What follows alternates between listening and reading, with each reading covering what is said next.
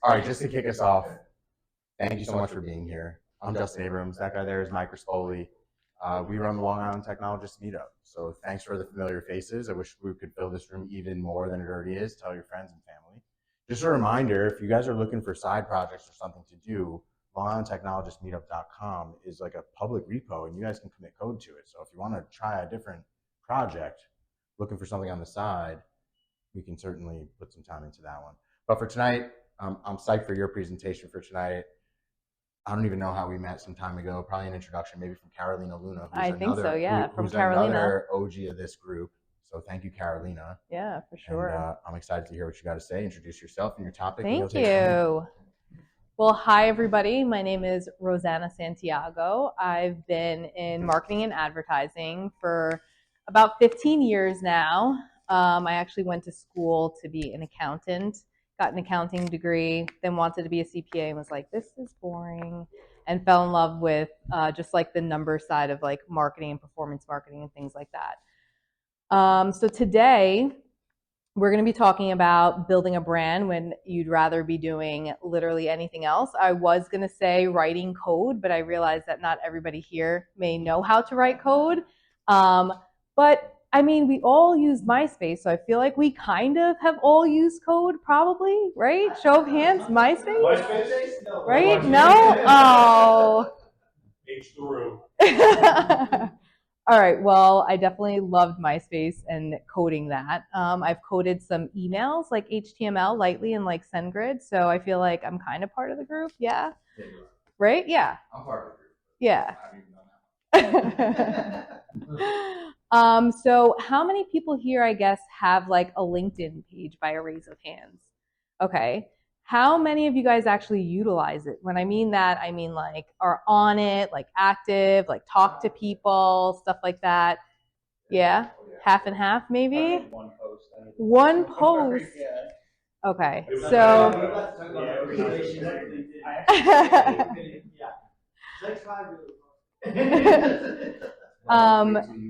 Wait till you hear. So how many people think LinkedIn and like Google Business fall into like the social category? Like when people talk about social media. LinkedIn, I wouldn't say Google. No? I don't know, what is Google Business like? Is that social? So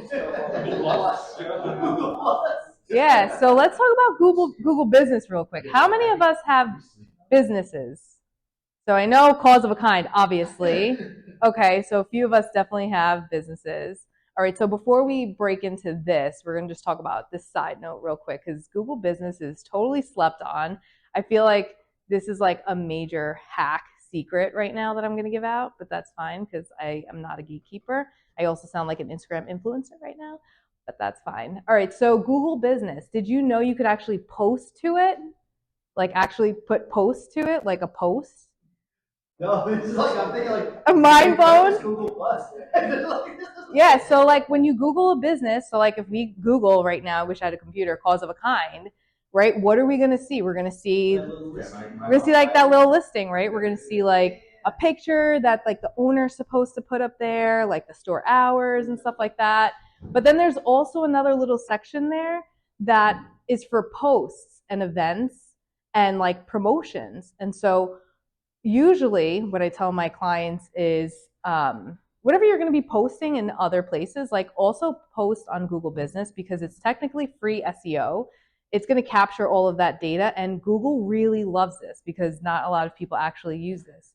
So when you leave here, go out and make a plan, and this is like free SEO. Who doesn't love that? It's kind of like blogs, right? Like when you're posting blogs to websites, right? It's like, why are you posting it? Like you're posting it for SEO purposes, right?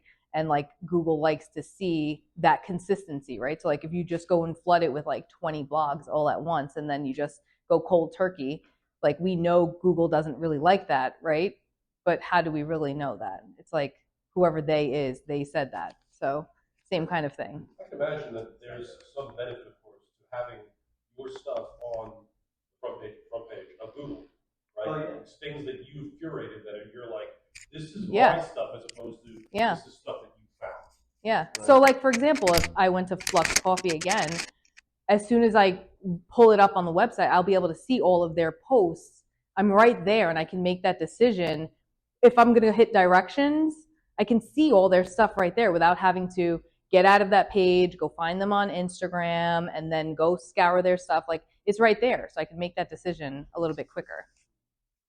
There's probably, even if people aren't interacting with the posts, just that, like you said, SEO, if someone's typing in best coffee on Long Island, the owner has a post that best coffee on Long Island, that's gonna, even if they never see the post, that might have Flux Coffee pop up. And I'm looking to like Flux. I looked up Flux. He doesn't post anything, so there's no bio on their tab. You probably you would never know this was. Ooh. Owning your yeah. there is an opportunity. Definitely. I'm not. Yeah, like why not? Why not? Yeah. That's the easier question.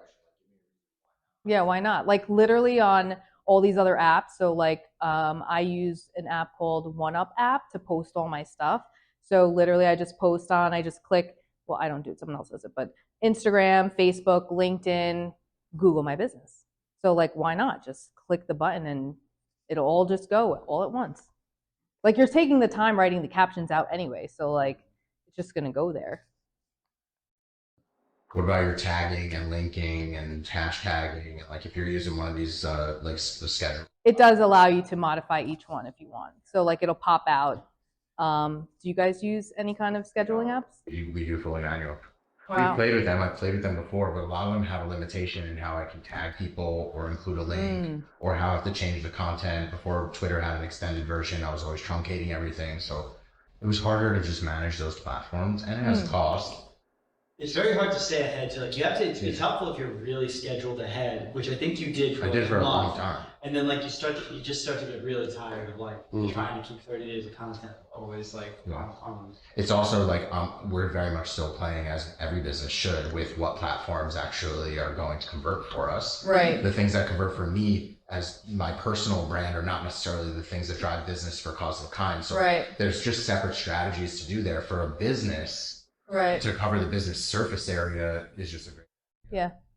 But yeah, also depending on the type of business, right? So like I have clients come to me and they're like, you know, I want to build a website. And sometimes I'm like, well, why? Why do you want to do that? Like you're making like these like little wooden decorations, you know, one time a year. Like, do you really need a website? Like people are sending you money by Venmo. Like you just need like a nice Instagram platform. Don't even go to Etsy because they're going to take a cut. You know, so I think depending on the business will also determine on like what platforms like you'll want to use. So specifically everybody here in tech, I think that, and correct me if I'm wrong, I feel like in tech, there's a lot of technical words.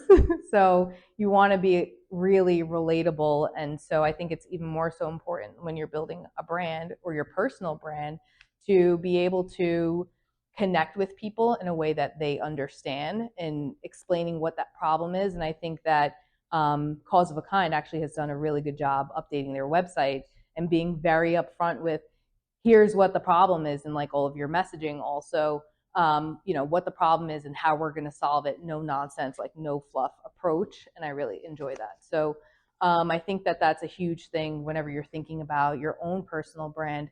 And I think also when people are thinking about creating content and, you know, it's this big, scary challenge of, you know, I have to create all this content. I have to, you know, edit it. I have to think about what it is that I'm doing. I have to then post it and so on and so forth.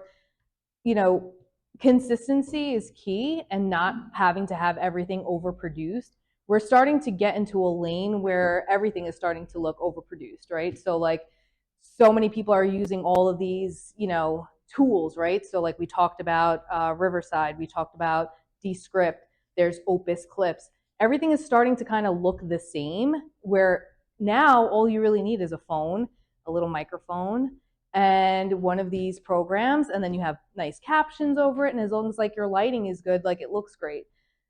So with that being said, we're kind of going into a lane now where authenticity is so important in whatever content you're actually putting out there. And it's really not just about like the looks anymore. It's more about like the message. So, you know, you could hire an editor and have your stuff like look really, really great. But again, people are getting so washed into just seeing everything kind of sort of like look the same now. You know what I mean? It's kind of like with ChatGPT. I'm sure everybody in here can spot when things are just written by ChatGPT, and it's like, I feel like it's like when my dad first started to learn how to use Facebook, and he was like, oh my God, Marketplace is so great. And I'm like, oh my God, if my dad's learning how to use Marketplace now, that means like there's definitely like all these other things coming up. And like, so now when I hear like, you know, people that don't really know technology using ChatGPT, even like my clients are like, oh yeah, like we have ChatGPT, we're using it. I'm like, yeah, I can tell. And that's bad. You don't want to be able to tell. It's like if I see the word unlock one more time, I'm like gonna lose it. It's like, right? It's like unlock, delve. What are some other words? Yeah. Unleash. It's like unleash is everywhere, unlock.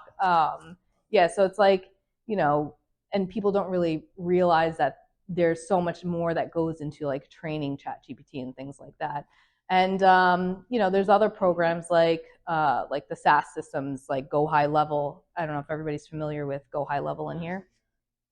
So within Go High Level, they have a lot of AI automations as well that will actually respond to like Google reviews for you and stuff like that, but you have to like train the bot. So a lot of people are just like jumping on board and not really training the bot. So like everything is just going to start to all look the same. So the more authentic you can be, or because everybody's like into technology, train your bot to be more like you and sound more like you, the better. So, you know, when you're starting to put out content, don't overthink it. Maybe you're working on a project, more like point of view stuff, you know, whatever that message is what's going to resonate with that person over what that quality is going to look like.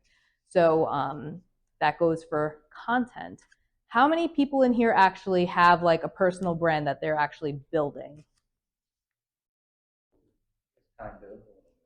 Okay, so Everybody should have it. yeah, everybody should have their hands up. And why is that? That's the new resume, honestly. That's the modern resume. When do you think that switched over? When, I mean, I feel like it switched over, I want to say like gradually over the last like 3-4 years. I kind of feel like over COVID, really, like it sort of like became the way that you have. I think also like getting noticed in like the job market became so freaking difficult that without a personal brand, it's like how are you going to stand out? Right. Other than people knowing who you are before they get to you. Right. Right. The resume does nothing because you're just a pile of resume. You have to actually make a human connection to actually get somewhere.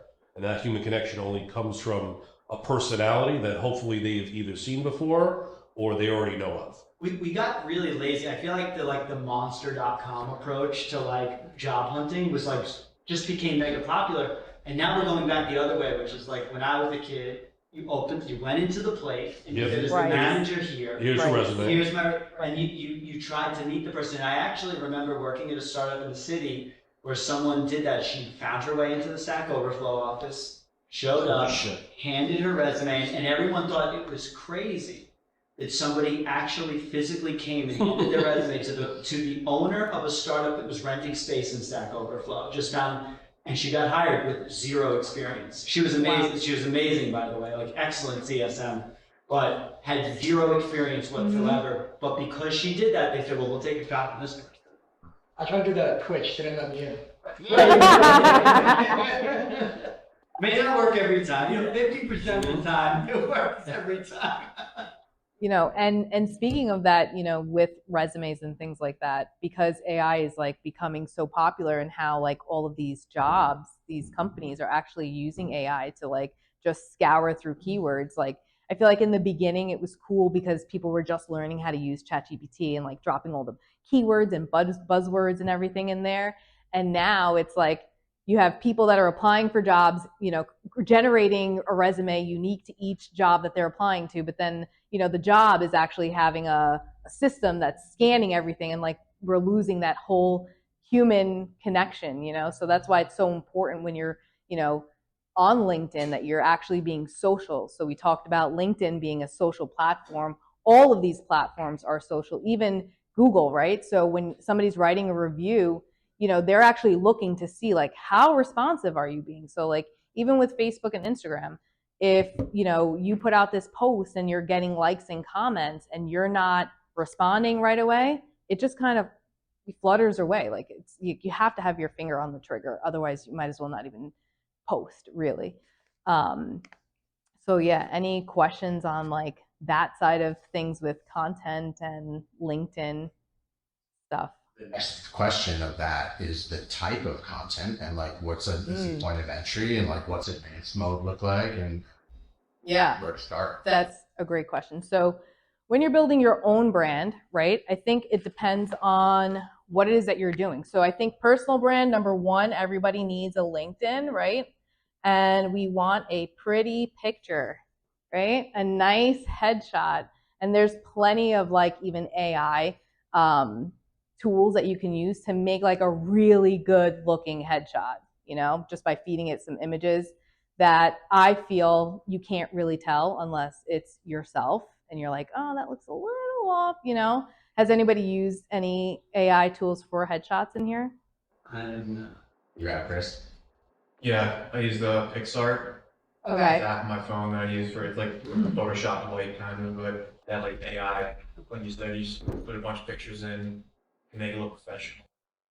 And how was your experience in using that? Like, did you send it to your friends and family to see if they knew it was you or not?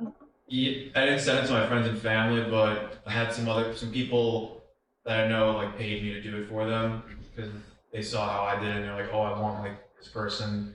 They don't have any professional pictures. Here's a bunch of pictures of them. They don't look like that great. I think you could tell it's AI, but they do look nice. I don't think That's how you start building. Good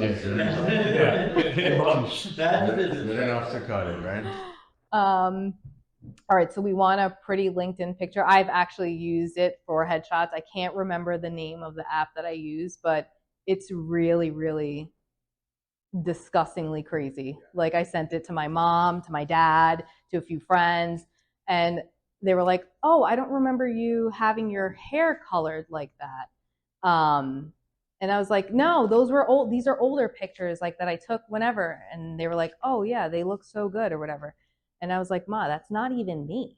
She's like, what do you mean? I'm like, it's literally not me. She's like, no, like it is you. I'm like, no, it's not. But yeah, maybe I'll share that with you guys. And then if you're on like a newsletter or something, Justin and Michael can send it out to you. Yeah. So a nice picture with like an easy background, not like a selfie thing. And then I think it's really important your little like background, right? Like your little header page, that you have something unique there. It could be something about you. It could be a nice picture that you've taken, but make sure it's sized correctly because it's terrible when you go on somebody's page and it's like, the wrong size. It doesn't look good. But yeah, as far as posting goes on LinkedIn, I think to start out once, twice a week, and again, not overthinking it. So, even if it's a personal story or it's reviewing something that's happening within your industry that you're noticing, trying to hop on whatever trends, whatever's in the news as well is super helpful. So, that way if somebody else is like looking up, I've seen a lot of like stuff from Apple, like with the show Severance, like everybody like tying that into a something, stuff like that. So just, being creative, thinking outside of the box. So you said you posted once on LinkedIn, right? I need to post more. It's actually something Donnie told me to do the last time I was here. See, it's my fault, sorry. It's his fault. No, yeah, he told me to post one time. No, he was like, start blogging, start posting. I think about it all the time. I'm like, I need to do it, and I never do. And I'm always like you said, like, don't overthink it. I'm so critical of like, I should be posting progress of the apps I'm making. And I'm like, right, yeah. Well, this looks like crap. I can't post it. Yeah, but it's progress. It's real, right? It's authentic. And then people will want to see, what that end result is. So they're going to follow you through that journey. And to be honest with you, those first few posts, this many people are probably going to see it until you start to get some traction with that. And then more people will start to see it. So you have to start somewhere. So, don't overthink the initial posts. Just be consistent. Just do it. I don't even use I don't use Instagram for whatever. Like I don't use social medias really. I never got into Facebook. I never did any of that really. So it's just like, it's just so alien to me, and to have to post like what I'm doing. It's like so personal to Yeah, you. it's just strange. But I think the thing that makes it different, though, is exactly what we were talking about earlier, which is the reduction of the resume, where it doesn't exist anymore, right? And you need to make social connections, and the only way to make professional social connections truly is really LinkedIn, right? So, I mean, sure, you could find unprofessional things on other social media platforms, certainly, but you know, it still becomes my mindset that the framing of professional content is LinkedIn, right? So you being involved in the professional content creation ecosystem is only going to raise you as a person that of interest for other folks that are out there. Because if you are invisible, then you truly are invisible. And twice a week, you could just make a collage of all the things you did in the last 3 days and post that. And then there's like 6 things that actually happened in those 3 days that you posted. Yeah, and it could even be like talking about some of the challenges that you're facing within that, right? And then, you know, having a conversation between you and someone else. Go ahead. Oh yeah. Well, I think it comes back to what's your goal, and that's like how we started the conversation. Right. So if you're a brand, you can't it's a harder conversation to decide whether you should participate on social media or not. Lots of brands out here are not on social media and they make millions. They're just fine. Lots of Long Island manufacturing brands, just 100%. fine. No social media. So what's the goal? The goal is new customers, new reach, to own your voice, to like try and generate a reputation for the business. Cool. Asterisks. You could do that for yourself too. So like, what's your goal? My goal is to be a well-known software founder. So I can start right now. Before you have a product that takes you to extraordinary, you can start by owning your community and want to be well-known just in my little local community. So that impacts my strategy. So what's the goal? Is the goal to get hired and build in public? Is the goal to like catch attention for a certain audience? You know, like if you're building your own personal application, maybe you like specifically speak to VCs in New York City that want to invest in seed stage startups. And that's all your content. So like what's the goal is going to also impact. And I think that's like how we started, which is the business has to decide what your path is. Right, right. And I think, you know, no matter what, like if you want to get hired by somebody or, you know, you're meeting someone here for the first time and you're, you know, selling your own apps or whatever it is, you know, you have something that they can go and look at. That's not, you know, a website per se. It's yours. You're taking that with you forever, and anybody can go and look at that. And it's just, you know, if someone's like searching, they're going to be able to find that, you know, so super important. I also think like you don't have to, like what you guys were talking about, like the posting every day. If your job, the goal is to get a job, don't continue to do that. Because like even us, we don't get any real business from the posting. It's from the hunting. But then when people go to your profile and see all those posts, they're like, oh, they're active. So even if you did like 40 posts, looks kind of full. Now you're working, so you're not really looking for a job. But then you're like, I'm tired of this, I need a job. Now you're going to start interacting with more people on LinkedIn, and that's how you're going to find these, like these managers and these people that you're looking for. You're going to kind of do some salesmanship. You're going to jump into their comments. They're going to know you're not a bot based on kind of like the fullness of the profile. Right. The whole like post every day because you have to feed this beast. Yeah. We tried that, and I don't think that works. Yeah. I mean, again, depending on, horribly frustrating. you know, I do have clients where they're like, you know, I want to post every day. I want to post twice a day. They want, you know, they're like, more. And I'm like, it doesn't work like that. If people are not engaging with this stuff, like you're wasting your time. Gary Vee is the problem. You know, look, I think he is very knowledgeable. I love him, but I do think overposting, it only works when you have that momentum, you have that traction already. Go ahead. How do you stop, like, because for me, the mindset is like, oh, this is really cringy. You know? I'd rather actually comment on things that I find interesting or repost. Mm-hmm. So, for me, I have to get out of that mindset to thinking it's like cringy to post on LinkedIn. But how do you do that? Because either go with Gary Vee. Selling is cringy. Yeah, it is. You're not supposed to feel good about it. That's like the best salespeople just get over it. Or they have a natural ability to like not care what other people think. That's the ultimate. That first LinkedIn post was like, it feels awful. I feel terrible about myself. Well, I would see that. I would see that with other people that are in my circle. So I have this guy named Dan Mall, who's fairly I guess popular designer among my circle. Yeah. So Dan Mall posts lots of things all the time, newsletter, this podcast, video, whatever. He's got his design university stuff. So he's posting all the time. And I look at it and go, I'm so sick of looking at you, right? And he's a friend of mine. I have him on my phone. I can call him right now. And I can tell him that I'm annoyed at him because of all the posting. But I know what he's doing, right? He's selling himself. He's selling his business of the university he's been through. And well, I'm not, it's true, I'm not the buyer, but he, he's doing it because he's trying to be a salesman, right? And he's trying to get as many eyes in all the channels as possible, and it's winning in his ecosystem, right? I'm not his client, right? In that way, I don't need his expertise. I have my own, but the folks that he's reaching, someone will find him in the mass of him posting. Well, someone just said it, the design system guy. Yeah, that does it, and it's funny because we had a friend once when we were trying Instagram for a while. They said that, oh, you're posting too much. I go, oh, are you buying software? And they're like, no. I said, well, unfollow me then. Real talk. Bye.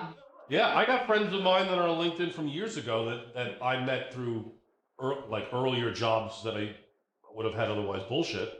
And I've talked to them afterwards, and they're like, yeah, you post a lot. I said, yeah, I do. And I don't even think I post a lot. No, fair enough. Yeah, it's a fair amount. I'm not a Gary V. Gary V, I mean, man.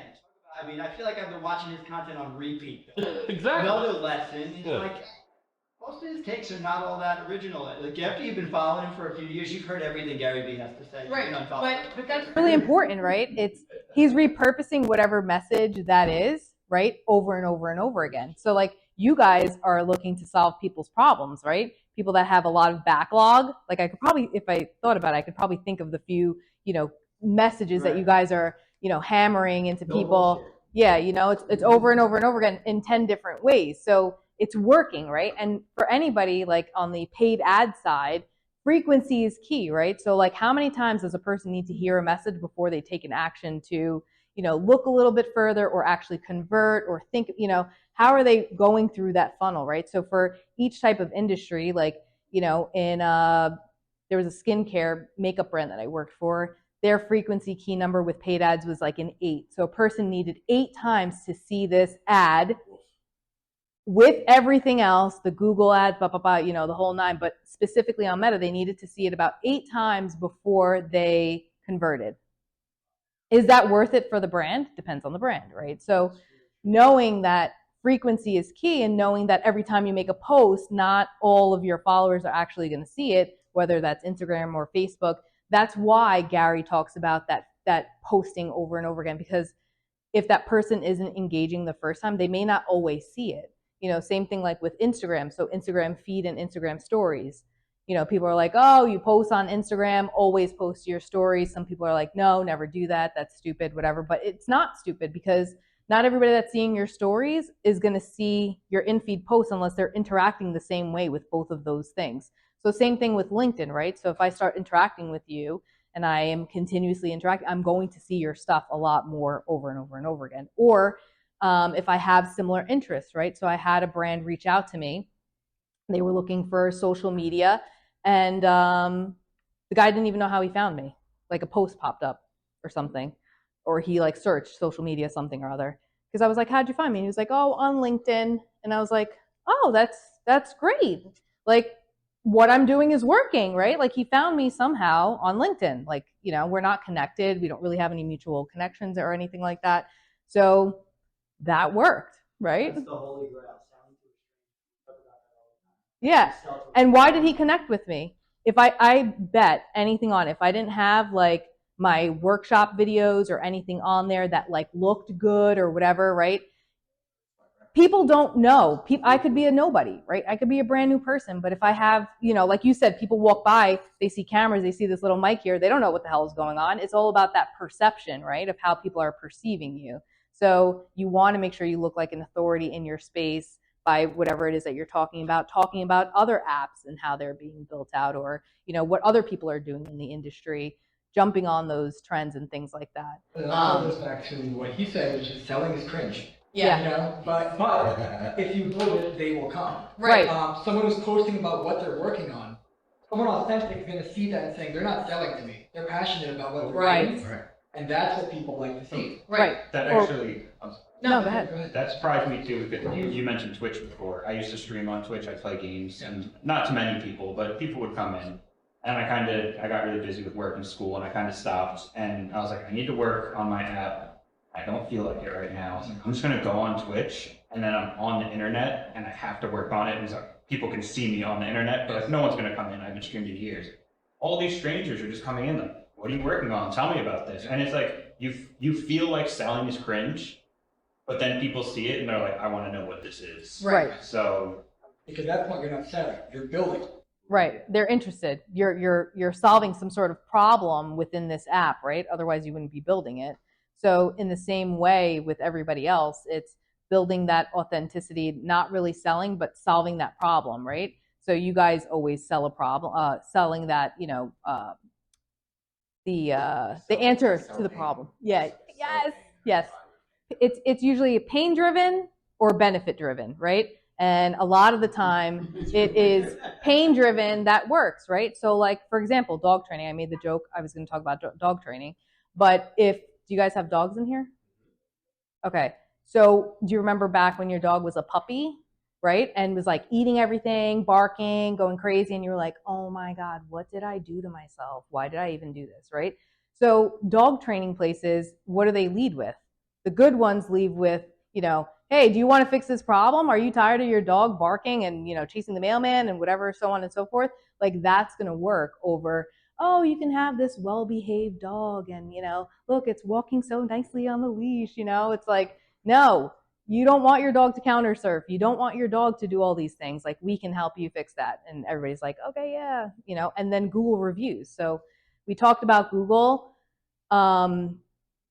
Google reviews is more for if you have the actual business, but I wanted to talk about one other thing on LinkedIn because you brought it up, seeing your friend's stuff, right? So when you have your personal brand, so Justin has Justin, and then they also have the brand, right? Cause, C-A-U-S-E, right? Of a kind. So if I could just ask what your strategy is, everything that you post here, do you also post here? Not at all. My brand, my strategy is like very much, if you look at Gary Vee as like just an example of what is possible, the individual is bigger than the brand portfolio combined. Mm-hmm. So we always took the idea of like, put the person on the pedestal. I'm building my brand and this is what I'm doing with my craft and skill. Mm-hmm. This is like my story and this is what I do for fun. And like, you try to build like a whole platform out of that. I carry Cause of a Kind on my back. Now it's a different strategy. Cause of a Kind is like specifically focused in an area. I know where I'm niche. I know the type of client that I want. So now I could lead with Cause of a Kind. We're actually doing a little bit deeper, which is I also have the podcast. Oh, right. Separate small brand, Strictly From Nowhere. And now Strictly From Nowhere carries all three of them. Strictly From Nowhere is the primary content platform, and then I get to syndicate the relevant pieces of that back to the brand, back to me, back to the guest, whoever. Right, and the podcast is what comes up on his feed most of the time. Yeah, now it does, right? When I look at it, it follows stuff that's video driven. Right, and this is great because now you're creating like this ecosystem, right? And Michael's a part of this ecosystem, and then all the people that you invite are kind of to this ecosystem, and the more that you're posting, the other people are shared on it. It just, continues to like take over. So there are some people, I work with somebody who's a car broker, and she's like, I don't want my friends and family to get sick and tired of seeing like me talk about car stuff. So like, what do I do? Like, you need to separate yourself, like your personal Facebook, because we know in networking events, I'm sure everybody goes to networking events because like we're here. But, when you go to networking events, you are sharing about yourself. do you want to invite all your people that you're networking with to see like your dog pictures, your baby pictures, and like all of that? So, you know, the idea is keeping that personal and like your brand of you kind of separate. Now, Facebook technically doesn't really like when the same person has 2 accounts, but you could create like a page for that, you know, instead of, you know, having 2 individual Facebook pages. It's called Insta. I also just went like, this is not that long ago. This is like maybe like September, October of last year. Like I'm just fully all in on Justin, the character that is Cause of a Kind, one and the same. My personal has been sacrificed. Mm-hmm. Like I no longer need, I have no interest in posting about my kids or my wife or my trips or whatever. Right. My primary focus is to make Cause of a Kind successful, and I never have to be on social media ever again. Mm-hmm. Yeah, you It just disappear. So to me, to sacrifice my brand, I mean, I've got old friends in the room. Like you have people that you never see what you do professionally, but they see your kids, they see your trips, they see like the highlight reel of your life. Right. For me, the highlight reel is every day I'm grinding to be an entrepreneur, and that's the real content. And now I'm capturing in video style. So I've like just completely let go of the fact that like a personal social media is a waste of time for me. For somebody else that may not have, but like for me, I went all in. Well, Gary Vee too, like you wouldn't know who his wife is and who his kids are. Like none of that's on that. Right. Instagram caught on with that now, and they have now a section of posts that only your close friends will see. Yeah, right. Which is pretty Yes. cool. Right. Yeah. Also, side note, Instagram also brought back that you can now see what other people like. Oh, Do you know that? How do we feel about that? Awful. Oh yeah, I like the hidden like. Yeah, no, I need a hidden like. I got some derogatory shit that I like. I just share that in messages. Yeah. Derogatory shit. We do really. I never liked it. I would flip it off. No. That's deleting the account. No one needs to know. Wait, before we move on to that, you said something really smart before, which is like, you don't have to be a salesman and post something out, but the real action and how we've gotten rich off of fucking LinkedIn is engaging with other people's content. Mm-hmm. Being a really good listener and having really something meaningful to say back to them. And what you said before was like, forget that sales side. If I don't have what to say, I don't really say anything, but like injecting yourself in other people's conversation. Yes. That's the key. Like, yeah, it's being social. Totally, like that's the jam. So I really liked what you said before when we like in our behind. I actually did it like 2 hours ago because some dude he was talking. I don't know if you actually talked to something. What's your name, bro? Anik, nice to meet you. Nice to meet you. He basically said that he's quitting UX because of how bad it's been for him. And then some dude, he commented saying that, like, oh, you're not passionate enough.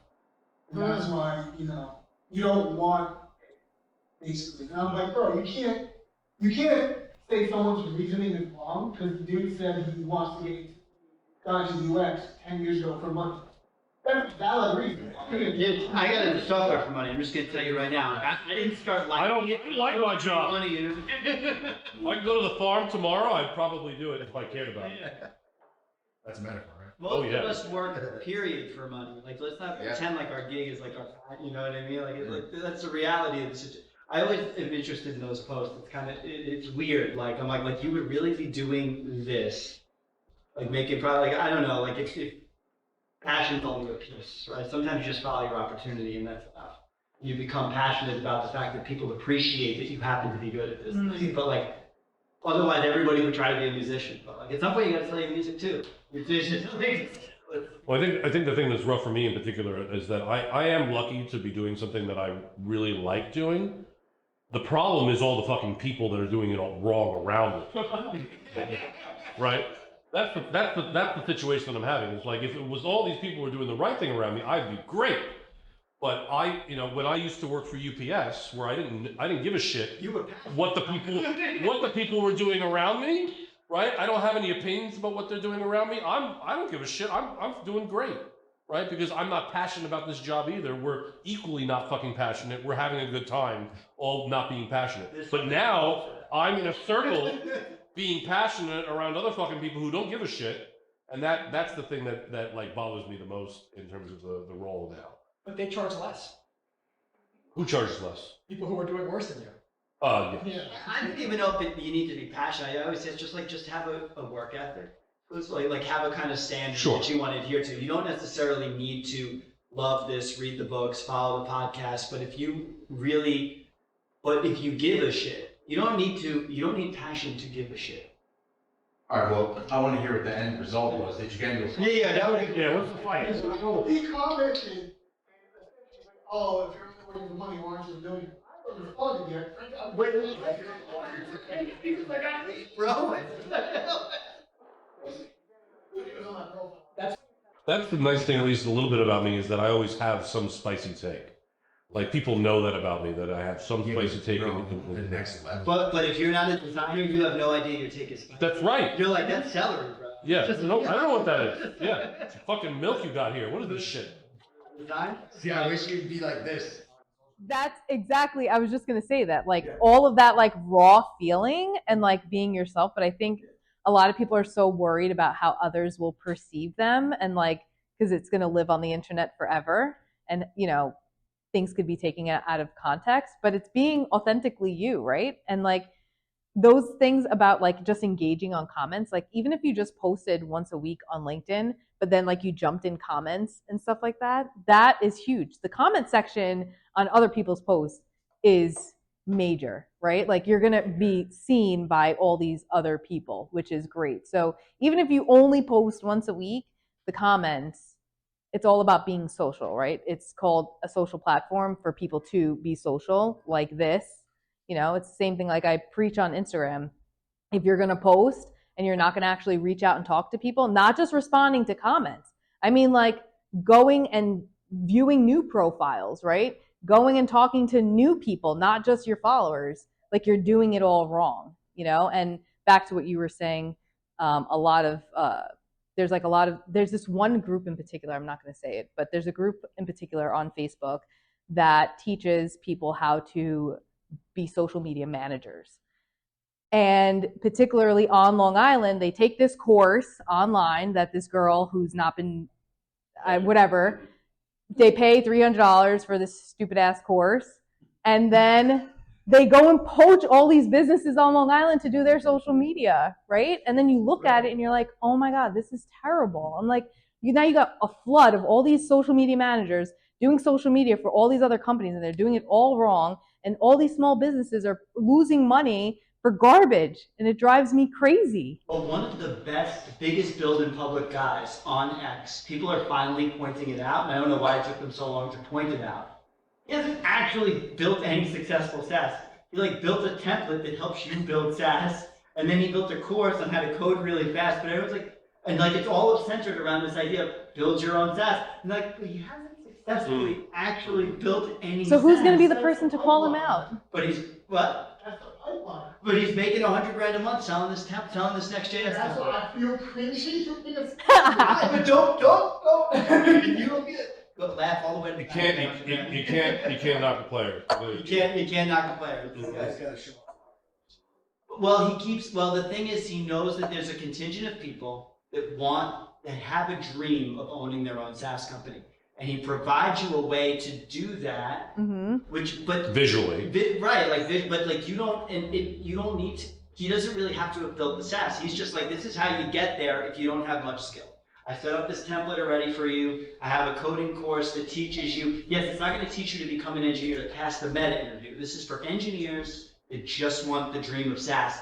You're responsible for the fact that the SaaS isn't successful. He can't really give you the idea, or help you market it. There's a whole much more to it. So I kind of, like you said, I don't hate the player. Like, people come down on him, but I'm like, he's not really disingenuous. Like, Nike sells its shoes showing you pro athletes. A lot of people wear Nikes that can't run for shit. You know, Right, it's like right. wearing the Nikes won't make you good at basketball. Right, but they're not saying that they're doing that. So my pickle with this situation is that this group poaches on women that are like, you want to be a stay-at-home mom and like provide for your family, and like you don't have to have a 9-to-5, and like you could be a social media manager. You know, just take my course, and like, yeah, we're gonna teach. And people are like, how do I get clients? Oh, I'll teach you how to do that. And then I see in the group, because I'm part of the group because I spy everywhere, right? You know, they're like, does the course actually work? And then she has her friends commenting, yeah, I'm making, $20,000 a month or whatever. I just bought the course, and whatever. And it's crazy. So Yeah. It's like a California gold rush situation. Like you make rich selling pickaxes. At that point, there's no more gold left. Yeah. So with that being said, it's even more so important to be authentic because now you have all these people that are learning how to use Canva and ChatGPT. So you have this flood of like all these newbies. Dude, you're kind of telling me that they're really successful. No, that the one girl is selling to all these people who don't know any better, right? The person who's conning everybody else, right? It's Yeah. That's what I'm getting. Yeah, right? You were gonna say something? I was gonna say, it's just like what Donnie was saying about like being pissed off. It's the same thing. It's like you see somebody doing something like you, for example, like you're very passionate about what you do, you're very knowledgeable, right? And Donnie was saying the same thing. He's very knowledgeable, and it's kind of like the same thing. People are just trying to cash in, but they don't know shit. They're just like, oh, I'm just doing this thing, and then Donnie may see that and be like, yo, they don't know what the fuck they're doing. It's bullshit. Yeah, I call them out constantly on LinkedIn. I see them shit, and I'm like, you're an idiot. This is why. Right? I say that all the time. Nice. I think as professionally as I possibly can. Right? I take the New York down to 0 if I can. But I mean, yeah, I will call some people out if they're doing the wrong thing. But think about this though. What if this person is teaching this course and they were being successful? Like, think about how much more successful they'd be if, like, is it really, like you're saying, like, is the course really that bad? Like, the course probably teaches good information. Perhaps. The amount of people that are going to be successful with that is always going to be smaller than the number of people that take it. Like, a lot more people go to college and take. But I'm not even worried about that person so much. I'm more worried about the business owner side, right? You're so like, looking at it from a predatory. yes, like Flux, that maybe they or you guys, right? You don't have a social media manager, so now you're like in a Long Island group, like, hey, does anybody have any recommendations for a social media manager? And this person's like, oh yeah, me. I'm a social media manager. Meanwhile, they just finished a course. They've never made anything in their life. That's how I became an engineer. Same girl saying. Same girl saying. They have to give you a chance. They do. Nobody will give you a chance unless you tell them. Yeah, I'm great. I'm the guy. So how else would you start? I think by, not. What I'm doing, give you a chance. Yeah, no, Yeah, but so having like a it's literally portfolio, amazing, right? yeah. And like showcasing some things first. Like it's literally. You have to have the inception point though. It's the chicken or the egg. Right. But a social media manager is a different level than an associate, It doesn't right? need to or be that. content creator. No, I don't think it right? needs to be. Like, Senior engineer is washed down. You know what I mean? This is the kind of thing I'm talking there's about. levels right? to it. I mean, you would want there to be levels to it, but Right. But if you make levels to it and you say, "Oh, I'm not that good" or whatever, then you don't. No one looks at you because you're not that good. If you Right. come out there, like he's saying, you come out there like, right out of boot camp, I'm a fucking senior engineer, right? That's what people are hiring for. They're not hiring for the intern, senior person just came out of not senior intern engineer came out of boot camp. Fuck that person. Where's the seniors? This person. They say that they're a senior engineer. They did 3 projects. They're all boot camp. Who cares? But they did 3 projects. Look at that, right? They have whatever fucking years of experience they say that they have. We're going through this right now at my job. We're trying to hire people for a role. Unfortunately, not in the U.S. But the situation is they're saying that they have 5 years experience. My coworker just went through one of the guys and was like, this guy doesn't know anything about React, even though it's on his resume. There's no fucking React. Right? And the guy, he says he's a senior, but how could you possibly be a fucking senior in this ecosystem with 5 years experience and not know React in the year 2025? It's not possible, right? So it's the same kind of situation where this person coming out of the boot camp or the course needs to say, I'm a social media manager to be relevant among other people looking to be hired. So you're literally just giving yourself the title. I do that now too. I say I'm design system architect. That I made that fucking title up. And now, the best part, I see people with the same fucking title. Trendsetter. Right? Fractional CTO. I literally saw someone try to connect with me on LinkedIn, said aspiring design system architect. I said, holy shit. You created a category. Holy that's fucking what we shit. all dream of. Yeah. But I will say, when I did these things where I was pretending, fake it till you make it, I was telling you, Hunter, I built for half the time it actually took me because I wanted them to think I was good. I think a lot of people get the job, and then they go, actually, I'm not that good. No, you still have to pretend. Right. To you gotta fake the whole way. You come in as a social media manager and you have no performance. You say Right. to the brand, hey, I'm gonna give you next month for free because I'm gonna figure this out. And then you have to have self-confidence that you're going to figure it out. Like I had a lot of confidence that even if I didn't know how to do it, I would be able to figure it out, even if it took me all night and the whole like 170. Like I would literally stay up all night making it happen. I'll hire people now though that won't do that. And then I'll be like, hey, it's been 4 weeks. And they're like, yeah, well, I'm going on vacation next week. And I'm like, where's the bro, passion? you just tried to fake it till you make it to me. I let you fake it. You got to make it now. Like, you can't go freaking. Yeah, it's totally different. Yeah, when we were doing this stuff, because when I got my first tech job, right, I had the biggest confidence. I was like, oh, yeah, I can do this fucking job. The guy asked me about Angular. He's like, what do you think about Angular? I was like, oh, you don't need that shit. Right? Meanwhile, I built that whole fucking app in jQuery because that's all the fuck I knew. Right? And I was like, it fucking works, right? I was FTPing that shit completely, like, rogue the whole fucking thing. But the thing is that I gave them a product. I was fast at doing it. It looked like I did the job. And in fact, they didn't even have a designer. And I could do that shit too. So on top of that, it looked like they got even more than what they really got, which is like, again, half-ass engineer at the time, right? Mm-hmm. If they hired the right person, they would have gotten an Angular person to do Angular work and then made an Angular app in the right way. But it was only because I faked it and was confident in the fake the whole way through that I literally made it, right? So now I'm like fully fledged engineer in engineering fucking organization, got promoted to principal engineer at GoDaddy, right? Which I have no business of doing when you look at the rest of the fucking engineers. I sit in that fucking CTO meeting and I'm like, what are you guys talking about? AWS and databases, like what am I here for? Right? No one's talking about CSS. Where are my people? They're not there, right? But I faked the whole way up. The whole fucking way up. The whole way up. Where's the camera? The whole way up. I don't belong there. No, yeah, but you got to kind of get over that imposter syndrome. And I think that's what's missing, though, is people don't have the grit to continue with the brand bruise. You know what I mean? Right. Like, it's like you have to... like Nike, like think about Nike, like Blue Ribbon, right? He had to believe these shoes were the best, even though nobody won any Olympics wearing those shoes. He believed that they were the best at some point and kept like grinding through it. But I do think there's like a sort of like I got the job and then it's just like now I'm just going to collect the paycheck and drop the ball and not acquire the skills necessary to become better at it. And it's so ubiquitous in this world of social media too, because some people are just so good at faking it. Like you take the social media course, you land that deal. You need to make sure the business is successful, hell or high water. But man, social media, that's at least engineering, it's like a kind of like a defined hard skill. Right. Social media is such a crapshoot because I know my brand inside and out. I can't get the likes. You know what I mean? Like, so it's not just like the likes and comments, right? So the other portion of this is paid ads, right? So usually under the social umbrella, right, you have a social media manager that just takes care of like organic posts, which is just like your in-feed posts, posting, scheduling, managing a calendar, things like that.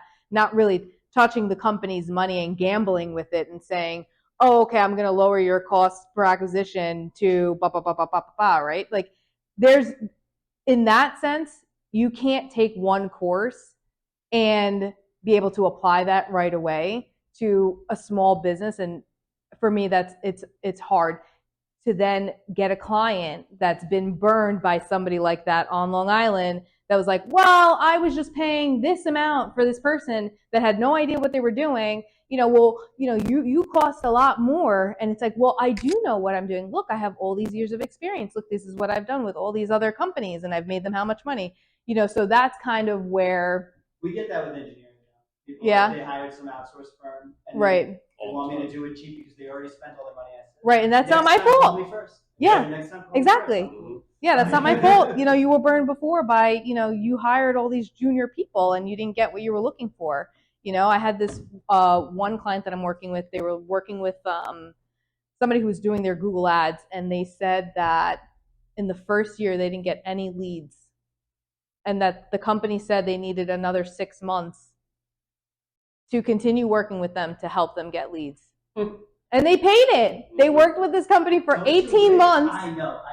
And I was like, I don't understand. And now I'm working with them, right? So like I'm like, well, I guess I only got to get them a few leads at this point, right? Like, like, I was your, yeah. my client when you paid me $100,000 to do nothing. Right? Like, you know, and like, that's just so crazy. But it was hard to build that trust with that person, you know, and make them feel secure that, you know, they're okay in my hands, you know? So I think that's kind of my shtick with this course situation. And I do believe that, you know, yes, everybody has to start somewhere, right? Like I started somewhere, I had to get my first client, but I did have the experience coming from where I came from previous to that.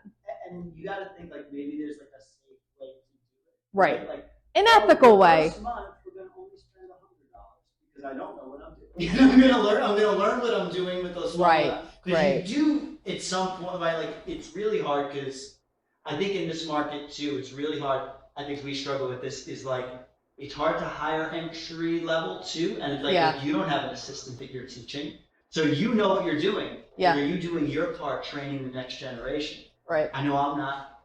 You know, like, and in this world, we're just not. It's not like the work is so hard to come by, and money is so tight that I don't have the time or the energy. We don't have the extra fat in the system to train entry level.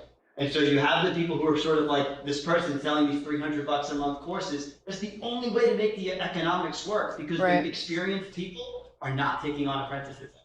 And I don't know how to fix that. Well, I'll tell you, there's another thing on top of that I've seen is that like for you folks at a smaller company, ends up being a lot more personal and harder to do because you have to maintain the relationship. What I've seen, because I've worked with medium and large companies at this point now, is that when I worked for Compass, I was part of all the hiring. And because I was part of all the hiring, we found the best front-end engineers that we could find. And because I knew that they were interested in the work, it was a lot easier for me to then mentor where I needed to mentor because they had the passion. I hired them because they had the passion. I was part of that process. Now, where I am, I'm barely a part of their hiring process, if they hire at all. And when they do hire without me, I'm so disconnected from the stuff that they're doing, right? So even if I wanted to mentor somebody, there's nobody that actually cares about the stuff that I'm doing. And admittedly, in the world as it is today, it's all a production environment. Nobody has the time, like kind of what you were saying, to go ahead and do extracurriculars, which is to grow this person or to even fucking read documentation or to do the right thing, best practices or accessibility. Nobody has any time. We need to get the MVP out because the stakeholder's down my throat and has their wallet open. Right, so that's what ends up happening is that we don't have time for the extracurriculars that we used to have, and that's what attributing it to a little bit too. I'm sure you feel that pressure too, where it's like the standard is higher for like all the performance. Yeah, it's interesting. I think that's the building a brand, kind of like back to that. How do you go 0 to 1? Like, how do you take someone with one LinkedIn post, turn it into a rock star? Yeah. Step one. Yeah. Step one. It's my fault.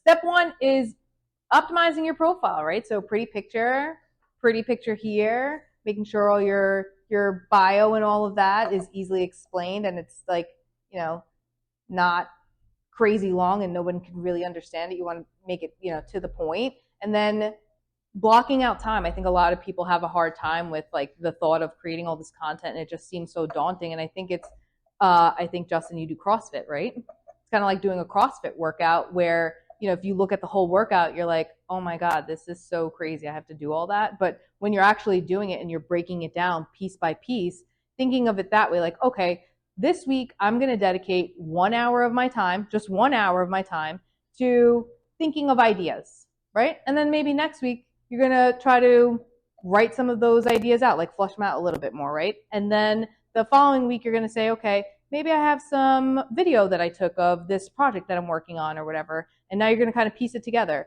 And then by the fourth week, now you have all these ideas, right, that you can split out between all the different weeks and then do all the commenting like he was doing, just drop comments everywhere. So that's kind of how I work with clients when I'm doing like coaching, like one-on-one is kind of like, what is that plan? First, identifying the platform. So like everybody needs a LinkedIn, and then depending on the business, Instagram or Facebook, everybody's all crazy about TikTok. Depending on TikTok, again, depends on who you are and what your why is. YouTube, I have one client that's crazily obsessed with YouTube, and I'm like, dude, we don't have to do long form YouTubes all the time. Like, it's not going to get you what you're looking for unless you have this other idea, you know, that you want to like monetize it or something and like sell a subscription or something like that. But really identifying, you know, your individual niche is really important too, because then if you're doing too many things, you know, you're not going to be able to.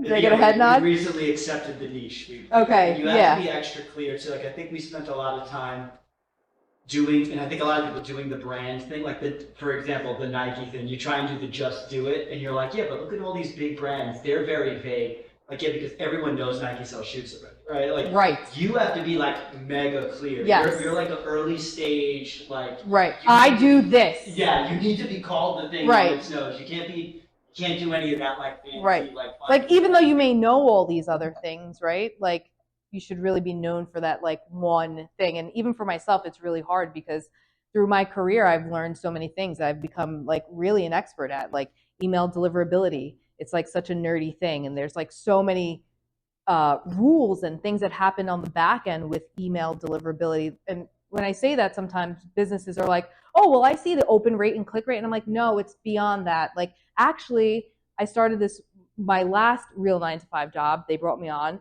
huge global brand, huge, right? They brought me on, I'm like looking at all their stuff or whatever. I'm like, this is strange. Like, I'm like, dig a little deeper. I'm like, do you realize that for the past like 6 months, anybody with a Microsoft email has not gotten your emails, like at all, like you've been blacklisted?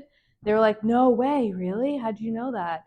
And, you know, for a big brand like that, not having like multiple people or like specialists like looking at all of that stuff is really mind-blowing. So, you know, I really love email deliverability. I really love, you know, paid ads. I really like being creative with social and things like that.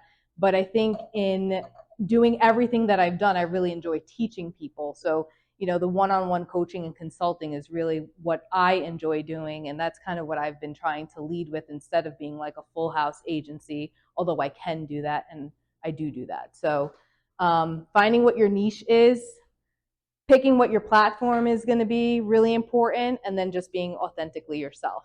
That sounds really corny, but it's the truth. And that's really it about building your personal brand.